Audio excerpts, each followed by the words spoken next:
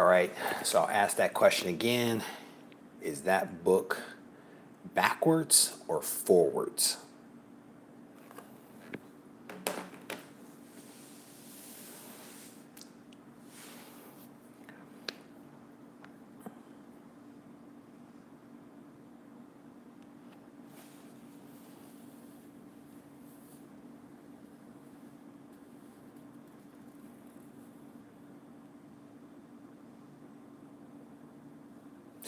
All right, so we're going to try to do this thing. Hopefully that the books will be viewable the right way.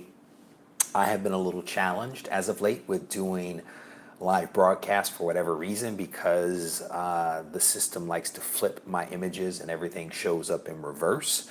So we're gonna, do it a little bit differently and hope that I get a different result this time. So give a couple of more people an opportunity to join. Hopefully some folks can. I think when I did this 2 seconds ago, there were like 5 or 6 people that jumped in. So we're going to see whether those people are going to come back before I start showing some books here.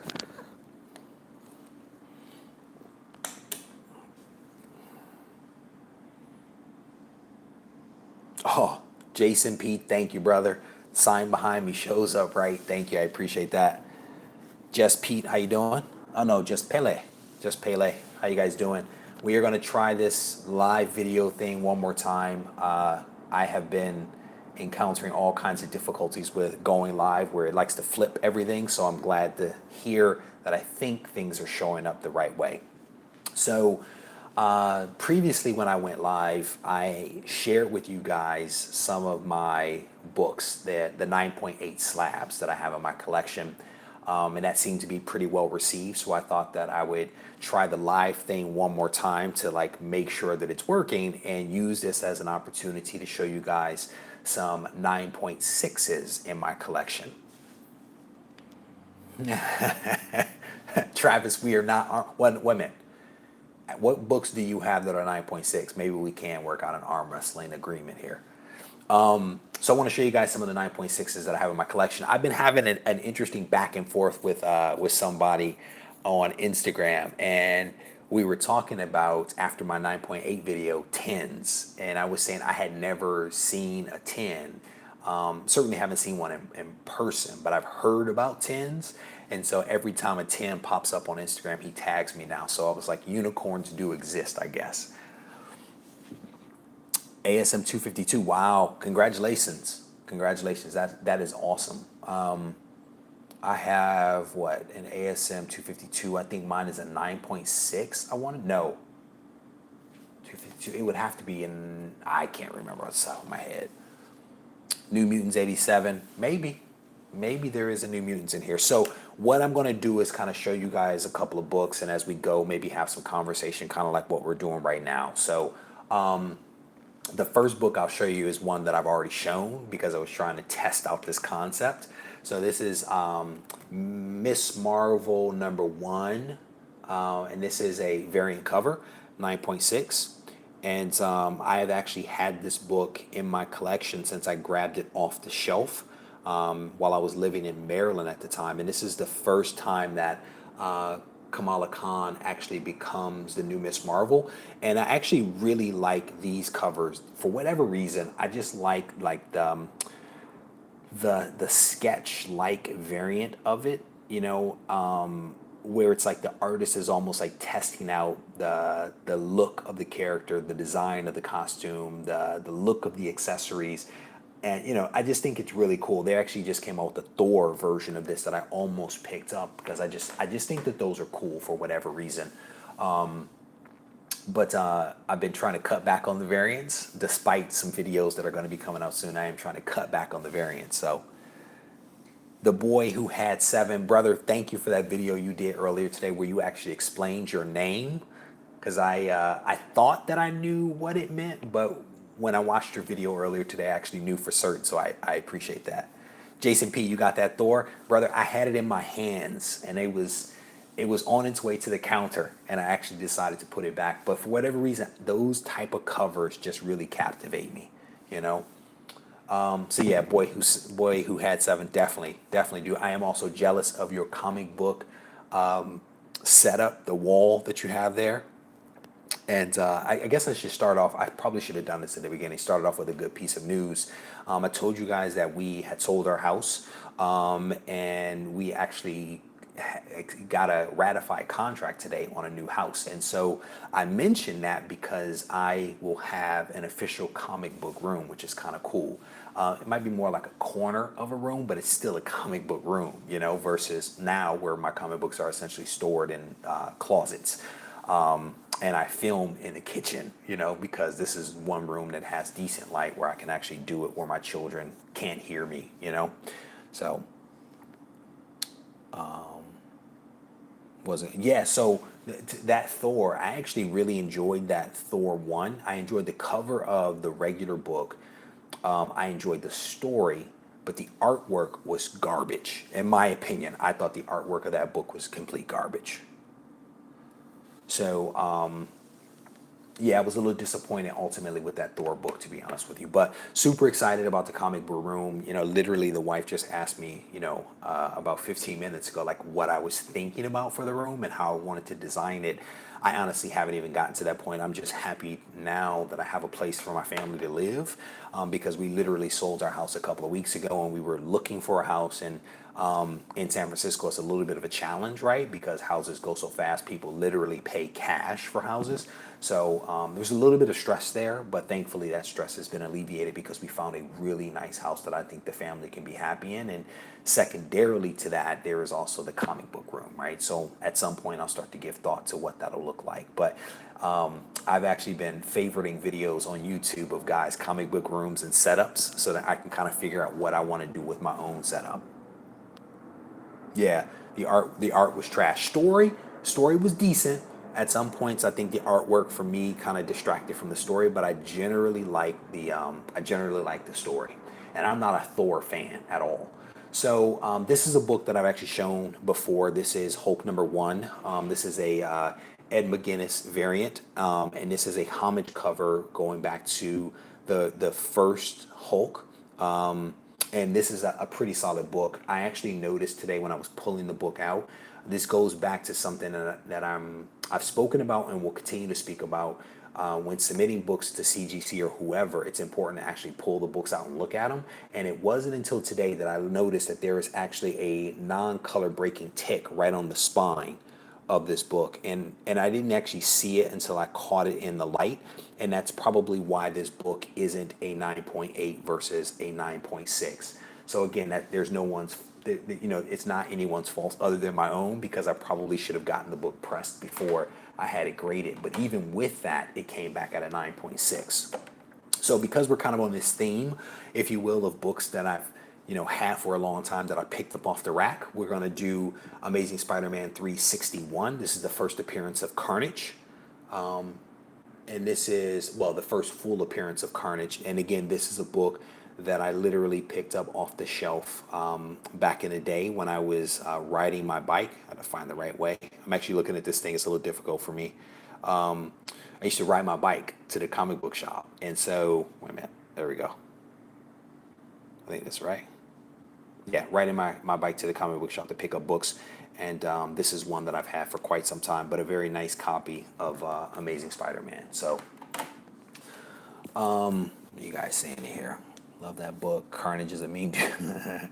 No doubt, no doubt. And you know, the ticks, man, you know, again, it's nobody's fault of my other than my own, because I didn't really, when I submitted the books the first time, I never actually took the book out of the plastic, surprise, right? And actually inspect the book, look at the front, look at the back, look at the inside. I didn't do any of that. I just pulled the book out and was like, boom, here's a book. I know it's worth something. I know I want to preserve it. Let me go ahead and send it in. And that was like the extent of my evaluation. So I think I've gotten much better. I think in my second submission to CGC, the vast majority of my books came back as 9.4s through 9.8s. And that's a huge improvement from the first shipment where they were coming back lower than that. And again, it was a learning lesson for me.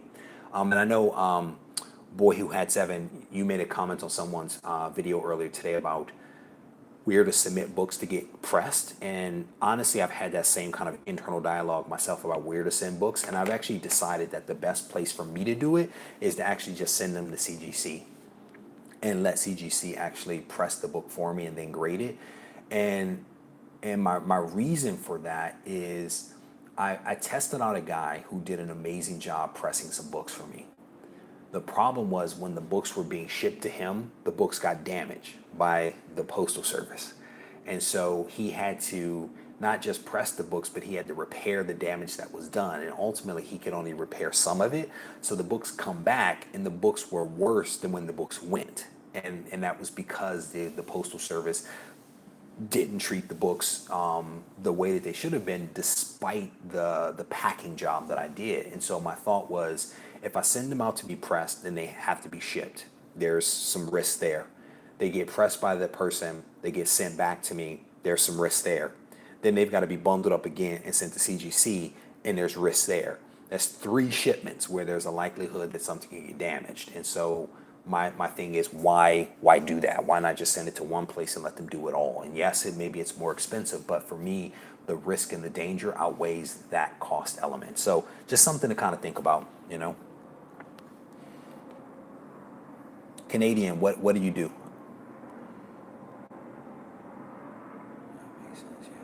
Yeah, dude, Postal Service hates comic books. I'm telling you. So if you guys haven't checked that video out, check it out, because I actually had quite a few books that were damaged recently. One of them actually showed up with a hole in it in the box. The book was not hurt, but the box was damaged with a hole about that big in the box. So this next book is one that I think I've shown before. Huge fan of Spider-Man, so of course I had to get Secret Wars #8. This is the first appearance of the black costume, and I think I have like 4 copies of this now. It's one of those books, again, that if I see it, I like to pick it up because I just absolutely love this cover, love this book, and also love the story. If you guys haven't read it, it's actually a pretty cool story that I think is really indicative of just Peter Parker as a person. You know, he goes to get access to a machine to repair his costume, and he goes to the wrong machine.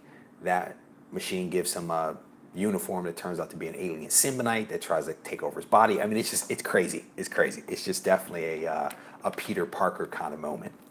So this next book is one that I picked up when I first came back to collecting. I actually picked this one up, and it's actually a CGC book.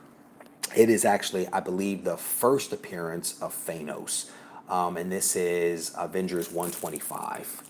Just a pretty cool, iconic cover. And this is a book that I've read digitally. Didn't read this copy per se, but I did read the book digitally. But a very cool book, and you guys know I'm a fan of Thanos as a villain. Definitely enjoy him as a character. So I've got 3 more books here. This one is Eternals #2. So I've been picking up the Eternals books. And of course, it's a 9.6 from 1976, the year of my birth. But this is a Eternals #2. I have been on, not a tear, but I've been picking up raw copies of this. And I think I have almost 2 full runs of the series for Eternals. And then I also have #1 and #2 slabs. The #1 I actually have signed, and then this one is just a regular slab. First appearance of Thanos. Oh yeah, that's right. Sorry. No. I spoke the wrong way. It is not the first appearance. It is a appearance. So Avengers 125, I apologize, is just an appearance of Thanos. First appearance, you are correct, is Iron Man 55, another book that I have. Was this the one with the cosmic cube? I can't remember. I have to go back and read it. What else you guys seeing in here? Yeah. I definitely made a mistake there. Thank you guys for correcting me on that one. Yep, thank you guys for correcting me on that one.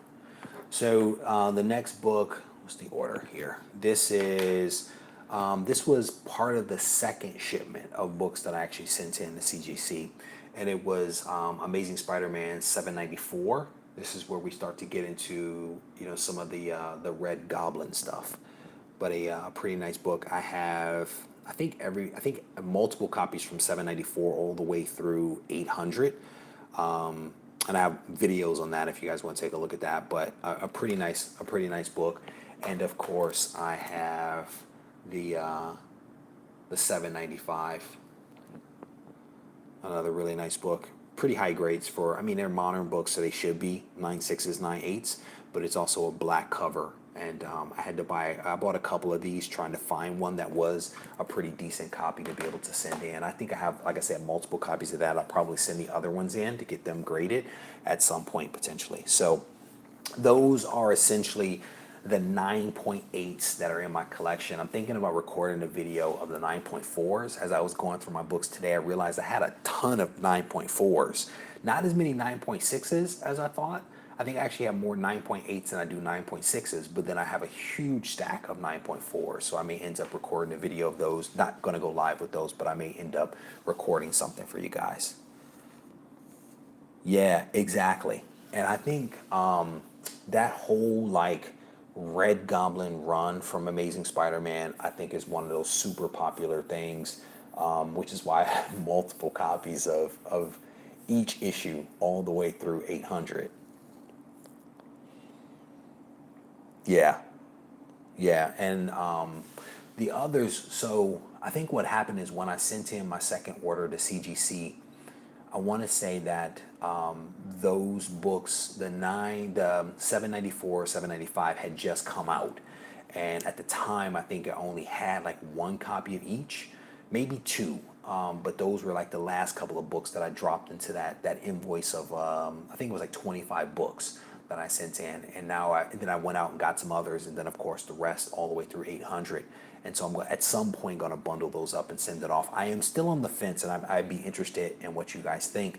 Still on the fence about whether I actually send in ASM 800. And the reason for that is if you watched my video about the 5 reasons why ASM sucked, is partly because of like the production quality of the book. You know, I don't know about you guys, but every single copy that I purchased, every single copy that I saw was damaged.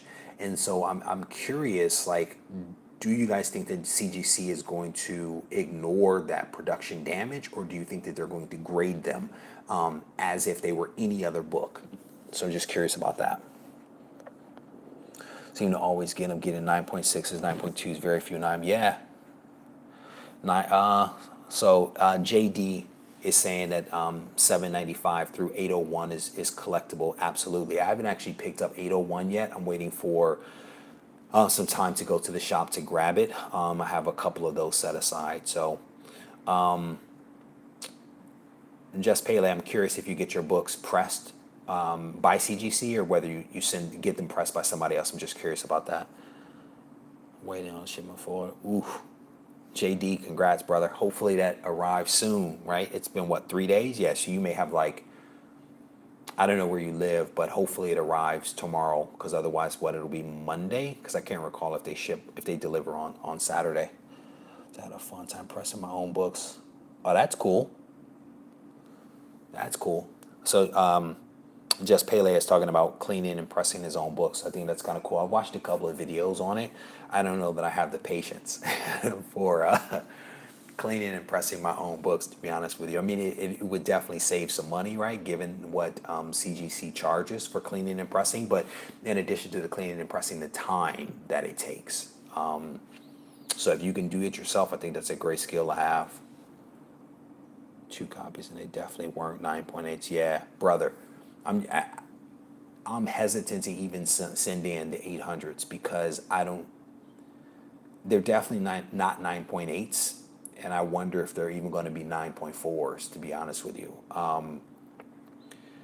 And I don't even really know whether those are going to have long-term value. Not that value is the motivation, but there were 50 some odd variants that they produced, and who knows what the production quality was on those. So I'm just wondering like what's going to happen with those, you know. T-shirt presser. Wow. Have both my Delata. Yeah, yep. Dude, it's very disappointing how those books came back. I can't tell you how many people I saw on Instagram talking about their Delato versions were damaged. You know, I picked up 2 of the non-versions, and they actually look pretty good. And I actually didn't pay a ton for them, unlike the Virgin, which was I think $100, and I could not pull the trigger. It's not like it's a lot of money. I just could not pull the trigger on that book, and you know, I kind of sort of regret it, but at the same time, you know, maybe it was maybe it was the right call. I don't know. We'll see. Not bad. You just have to leave them in a presser and come back a few hours later. So I guess you put it on a super low temperature. I watched something. I thought some guy says that he actually puts his books in a humidor or something like that. And I don't know much about pressing, but it was just interesting that I guess maybe he does that to soften the pages. I don't know. But I'm not an expert on that stuff. 12 books from my old collection, modern, to see how CGC is also used. Oh, there's my books if needed. Yep. DS Comics, yeah, brother. Hey, how you doing? We ran through a bunch of 9.6s from my collection. There actually weren't that many, but ran through some 9.6s here.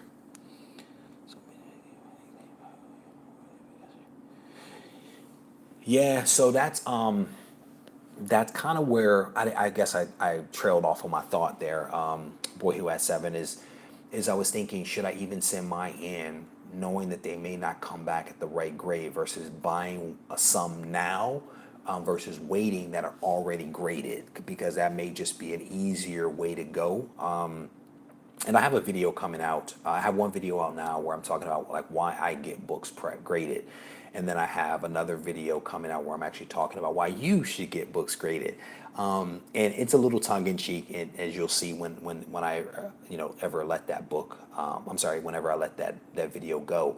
But that's one of the things that I discuss is the time element, the cost element, the disappointment that comes with getting a grade that's maybe lower than one that you want, and maybe the ideal thing to do if you want a book of a certain grade is just maybe buy the book, already graded, and save yourself a little bit of time, energy, and effort. Yeah, JD, I've actually thought about the pre-screen. Part of what I've been trying to do when I'm sending books in is I try to screen them myself a little bit. Because I didn't do that like on my very first shipment. And so I've been trying to get a little bit better, or at least think through what type of books I'm submitting, why I'm submitting, and then like, should I even submit them? And the pre-screen is something that I have not used, but I've actually thought about it. So, there's a cost associated with that. But lesser cost, right, than actually getting the book graded, pressed, or pressed and graded, and then not be the grade that you want. Yes, so I want to consider that a little bit more, and that might be something that I actually pursue. Let's go into CGC. Yep. Yep. TS Comics is hitting on something about using an outside presser, about losing visibility into the book, because I guess it's not on your own invoice in your own account. So there's definitely that. But then you have the other side with CGC of it's there, but you don't technically know where it is either. So some pluses and minuses all the way around. Pre-screen the books by 9.8 by CGC. Yep, the Canadian. Yep. Yep. So the pre-screen, and some of the guys may be able to type it out with some additional details, but the pre-screen is basically where you send the books in and you say, only grade this book if it is this grade or above. And if it's below that grade, you pay a nominal amount, and then they send the book back to you. But if it's above that grade, then they go ahead and grade the book. They go ahead and do whatever they're going to do, clean, press, or just grade. And then for a fact that book will be above that grade. So it's just a good way, right? It's $8. Yeah. So it's just a good way of kind of saying, if my book doesn't meet this threshold, then just give it back to me. Don't even grade it. It's not worth it. Yep. So it's actually not a bad service. I've read about it. I've just never had an opportunity to use it. And in fact, I'm sitting on a ton of books right now, probably a short box and a half that I want to send in, that I'm just trying to think my way through how best to do it. Iron Man 55 is one of those books that I still haven't sent in. Silver Surfer 3 is another one that I'm debating about sending in. And then I have, as I mentioned, the entire Amazing Spider-Man run from like 794 all the way through 800 that I'm probably going to send in multiple copies of those.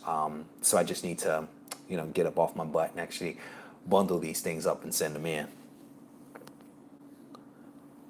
Damage, yeah. So the Canadian Comic Hunter is actually commenting on the fact that he hand delivers his books to CGC instead of shipping them in the mail. That is definitely a way to avoid damage of the books, because CGC does an amazing job when they send the books back of protecting them. And one of my big fears with shipping books is the risk that you take when that book is in transit and out of your control. And so he's essentially like negating that risk by hand delivering the books to them. And if you can get to a con, it's a wonderful way to do it, you know? Yep. Plan for the 800s. Yep. Exactly. No damage by the postal service because they really don't care. So yeah, like I said, I have like a long box and a I'm sorry, short box and a half of books that I need to get graded. So I'm probably gonna maybe do a video about that at some point, like how I'm trying to think through and pre-screen my own books before sending them in, how I package the books up, for to prevent damage, how I ship them in, all that kind of stuff. And in fact, I've been thinking about doing this video for quite some time. And just earlier today, someone else did a video very similar to the one that I was thinking about doing. So I don't know that they didn't steal my thunder, because clearly we both had the same idea. He just executed it first, but I may actually give put not pen to paper, but I may actually throw the camera up and try to record that at some point. Yeah. What did it say? How only issue I had with CGC when they returned my books was by FedEx. Yeah. Yep.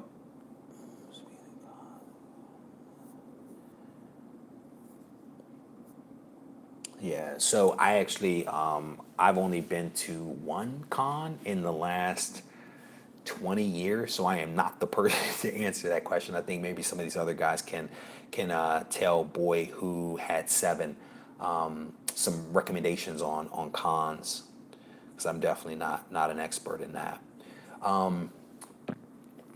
Yeah. So I know there's been a whole lot of debate and discussion like lately, and I think just ongoing about CGC, PGX, CBCS, and which is better, which is worse, which is slow, which is fast, who grades consistently, all that kind of stuff. And I honestly don't know if there's a right answer or a wrong answer to any of that stuff, and it's like I definitely have my preferences, but I think it's incumbent upon every person to kind of decide for themselves which one of the grading services makes the most sense for them, if at all, right? And what I mean by that is, you know, and I talked about this in some of the comments that I made on one of my videos recently. I don't even think that every book actually needs to be slabbed. There are some books that probably should not be slabbed for lots of different reasons. But if you do decide to slab it, then it's really up to you to decide which of the services that you want to use. Because I think, like anything else, there are pros and cons about every single one of them. So if you haven't watched, check out my video that I put up. How bodybuilding and comic book collecting are similar, and it's an interesting comparison. But if you watch the video, you'll get where I'm coming from on it. Baltimore Con DS Comics. Are you in Baltimore?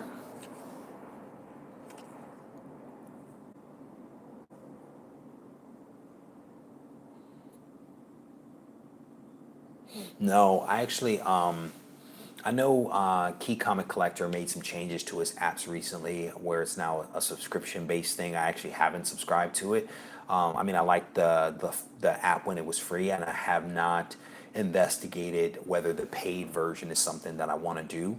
But no, I saw his post about the books, and the bundles or whatever they were, but I haven't actually really looked into them, to be honest with you. I've been very focused, kind of as I was talking about earlier, on like finding a house for my family to live in. I haven't been buying very many books because I've been, kind of focusing on that, trying to make sure we have everything we need for that.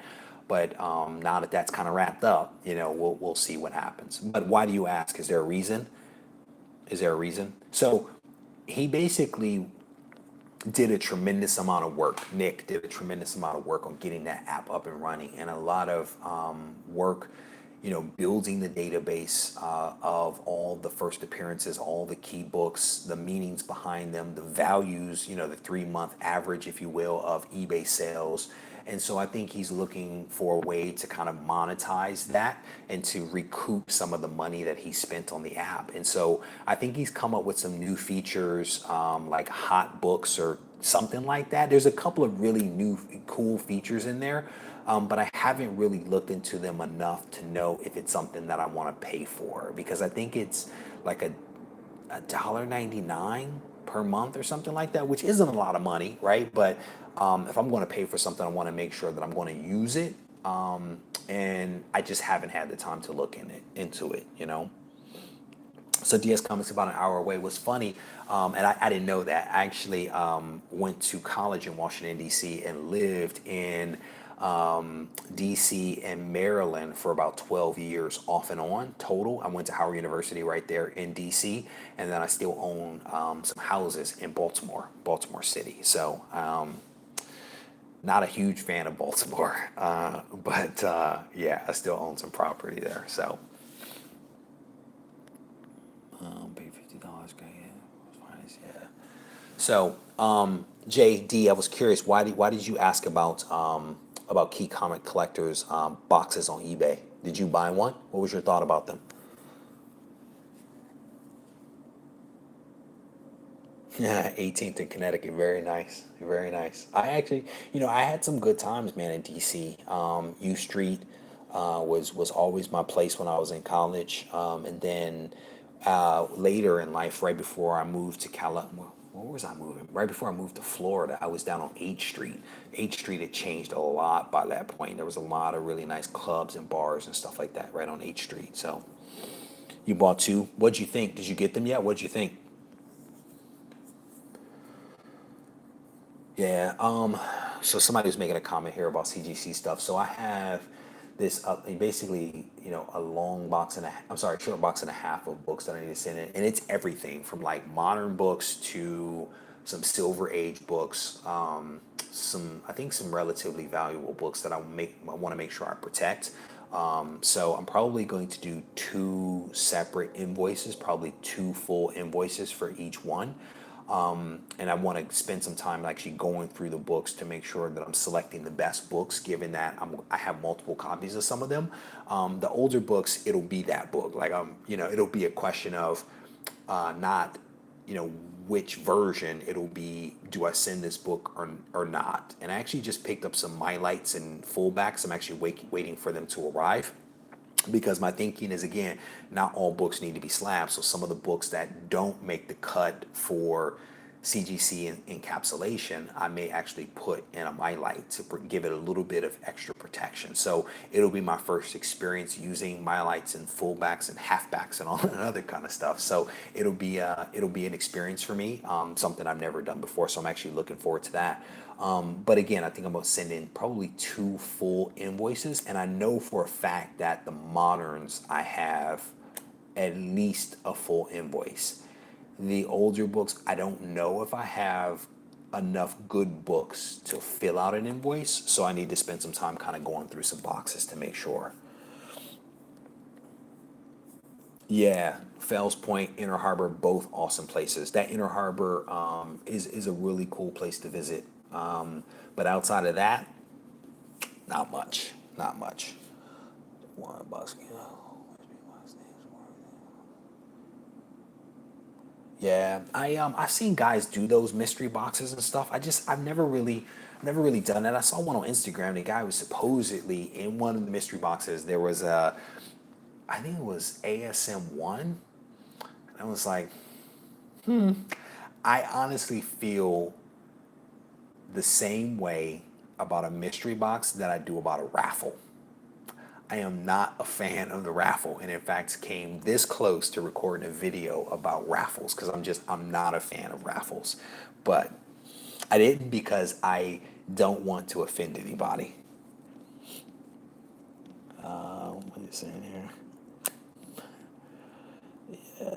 Most books range, but three are worth more. World's Finest Oblivion Song. Oblivion Song is kind of cool. I enjoy reading that. Alex Ross variants, some first appearances. Most books ranging from $10 to $15 in value, but three were worth more. That's cool. That's not bad. I mean, you can't beat that if you got your money back. It sounds like somewhere. And that's what I'm saying to you. There is no way somebody's going to put ASM1 in a mystery box that they are potentially selling for $50 or what. It's not going to happen. And so the fact that somebody would even put that out there, gives me pause on whether I can trust that person, And there's you go, boy who had seven. It is super tempting to enter the raffles, and like you, I've done it. I probably did 5 or 6 raffles and didn't win anything.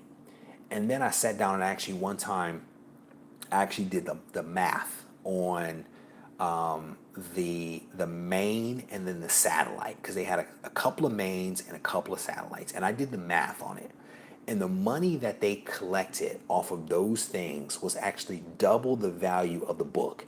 And it's a cool thing for the person selling the book because they can make some money, and it's a cool thing for the person that wins. But it's just, there's something to me fundamentally wrong with that, with selling a book for double what it's worth. I struggle with it, but I get the appeal that it's only $50, that it's $50 and I can get a book that's worth whatever the book is worth. But there's something not right about it to me.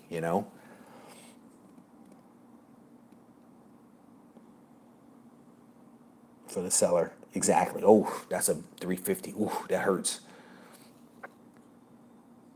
Who that comics won AF-15? Did he? Did he win that? Hey, Miss Hustle, how you doing? Thank you very much. I think I have, I don't know, 8 books, 9 books, 9.6s. Not as many as I thought. Probably have almost 20 9.4s, but not that many 9.6s. If he won an AF-15, he is one lucky dude. That's crazy. That's crazy. I just, the other thing that I saw was, and it could have just been a couple of raffles, so I don't want to take it too far, but it seemed to me in this instance where I was looking, that the guys that were raffling, that the winners of the raffles were other guys who raffle. And they were entering one another's contests and then winning. It just seemed strange to me. And in fact, what I ended up doing is I follow a lot of the raffle pages on Instagram. I actually unfollow all of them because the temptation was too great. The temptation was too great for me. I'd see it and I'd be like, oh, it's only $5 for the mini, only $10 for the mini. And, before you know it, you're sitting there on PayPal, sending somebody, money via friends and family, taking a screenshot and uploading it to a private chat. Yeah, I mean, even a 1.0 of Amazing Fantasy 15 is good by me. A 1, a 2, a point 0.8, doesn't matter. Maybe I'll raffle off my one. Yeah, there you go.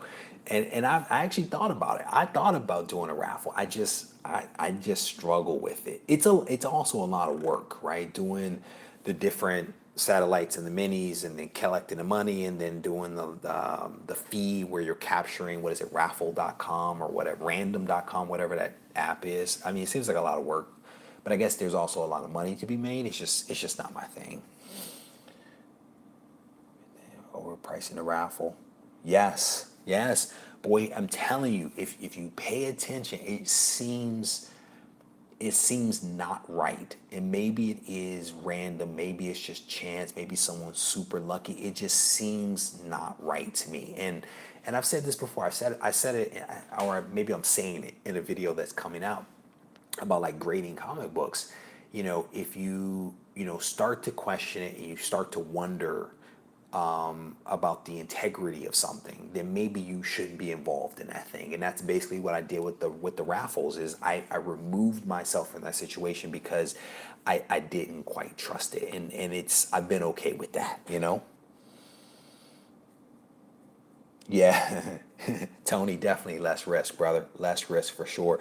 In fact, I've actually gotten to the point, even when I'm on eBay, I don't even really do auctions, because I realize that with me, whether you're talking about eBay or any other site, then sometimes with me, and this is just me talking, that I get emotionally involved and might overpay for something because I'm like emotionally invested, where it's like one more dollar, one more dollar, one more dollar. Before I know it, I bid this thing up. I actually do a lot more of buy it nows, where I actually, have time to think through what is the value of this thing, how bad do I want it, what is the cost that they're asking for, is it worth it? And I've been doing more of that than I have been doing of auctions. And again, that just works for me with my personality. That's a better way for me to go. So, who is here? Geek Out Therapy. How you doing, brother? Thank you for spelling my name correctly. I appreciate that. And hey, Super Sam, how you doing, brother? So, for those that don't know, I do spell my name with one G. I don't get offended if people do two G's, but I take notice when people get it right. And so I definitely appreciate that.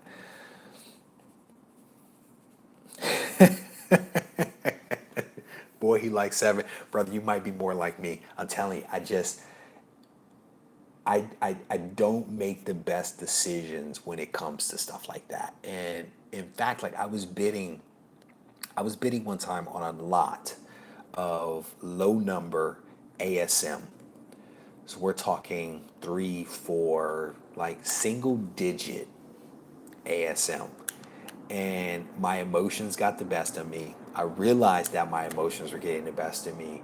I put in a final bid and I just walked away. And I actually lost that bid. I actually lost to somebody else by a couple of bucks. But it was getting so expensive that I feared that I was seriously overpaying for the books, and I actually walked away, and I think it was the right decision. I still want to go back and get those books at some point, but I think it was the right decision for me to actually walk away. And I actually ended up bidding on it was books in the double digits, so like the 40, 60, 70s.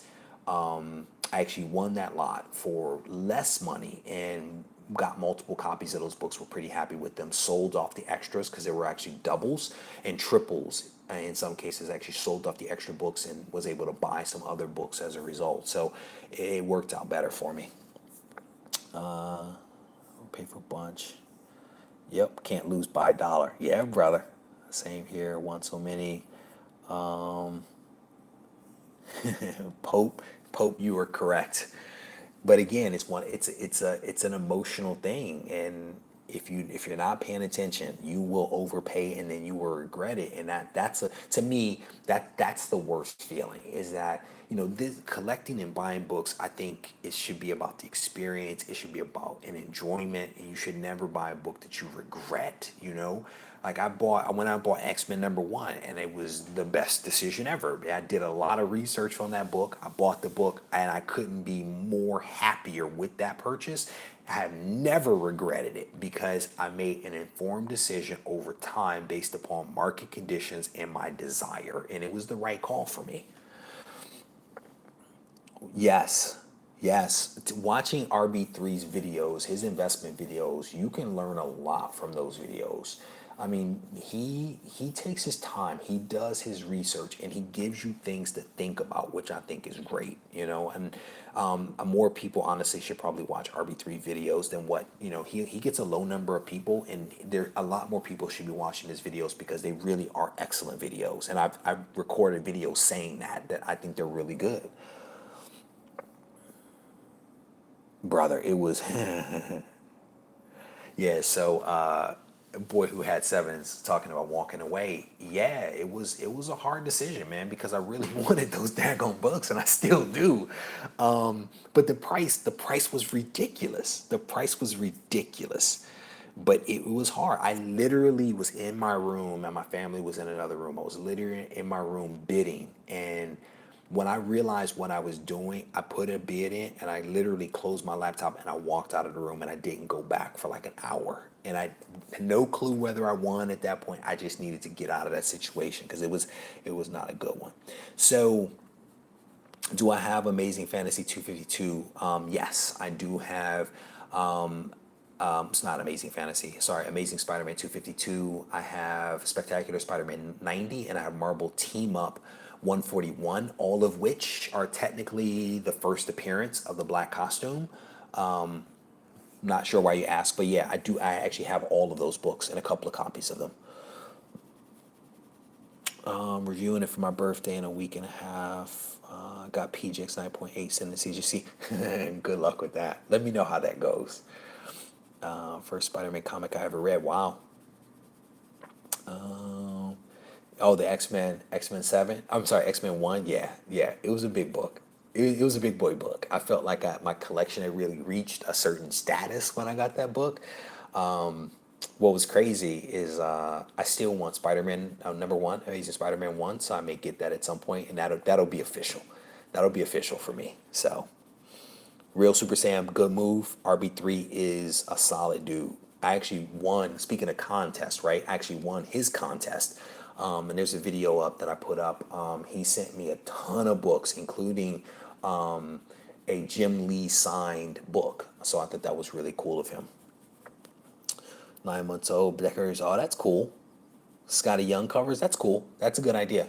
That's a good idea. I actually like that. We were, talking about houses, right? I actually was looking at houses this last weekend, and I went into a staged house, and they actually had comic book, not covers, but comic book figures on the walls. So I thought that was pretty cool. I get a kick out of stuff like that. Comics with Bueller. How you doing, brother? Good to see you.